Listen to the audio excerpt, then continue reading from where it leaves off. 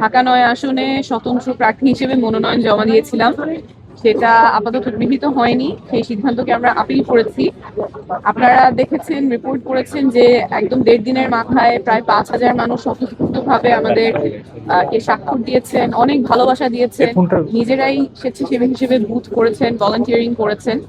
তো এইটার প্রতি সম্মান জানিয়ে আমরা আমাদের আইনি লড়াইটা চালিয়ে যাব। ওনারা চান, যারা স্বাক্ষর করেছেন এই প্রায় ৫,০০০ মানুষ এত অল্প সময়ে, ওনারা চান আমি যাতে নির্বাচনে কন্টেস্ট করতে পারি। তো সেই জন্য আমরা আপিল করেছি এবং আমরা আইনি প্রক্রিয়ার লড়াইটা চালিয়ে যাব। আর এই ব্যাপারে যে টেকনিক্যাল ডিটেলস সেটা আমাদের আইনজীবী আরমান হোসেন উনি এখন ব্যাখ্যা করবেন। জি, আপনারা জানেন বিভাগীয় কমিশনার ঢাকা তথা ঢাকা ৯ আসনের রিটার্নিং অফিসার কর্তৃক ডক্টর তাসনিম জারার যে মনোনয়ন বাতিলের আদেশ হয়েছে, সেই আদেশের বিরুদ্ধে আমরা আজকে নির্বাচন কমিশনে আপিল করেছি।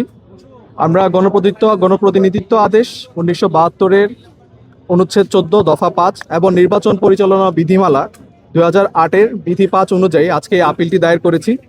আইনগতভাবে আমাদের এই আপিলে জয়ী হওয়ার শতভাগ সম্ভাবনা আছে।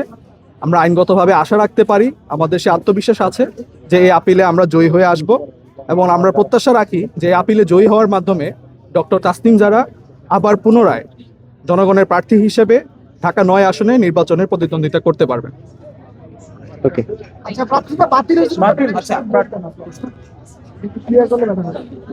দেখুন, প্রার্থিতার বিষয়ে আপনার যেটা হচ্ছে যে নির্বাচন পরিচালনা বিধিমালা এবং সংশ্লিষ্ট আইন অনুযায়ী আপনার 1% ভোটারের যে লিস্টটা আমরা জমা দিয়েছি সেখানে কিন্তু আমরা শতভাগ সঠিক আছি সেই লিস্টে।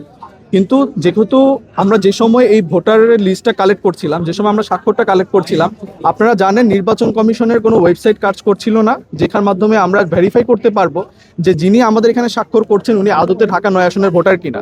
আপনারা এর মধ্যে একটা ইনফরমেশন জানেন যে আমাদের যার স্বাক্ষর নিয়ে নির্বাচন কমিশন অথবা রিটার্নিং অফিসার কর্তৃক একটি প্রশ্ন ছিল, তিনি কিন্তু তার ভোটার আইডি কার্ডে তার ভোটার এলাকা হিসাবে ঢাকা ৯ আসনেই কিন্তু তথ্য ছিল।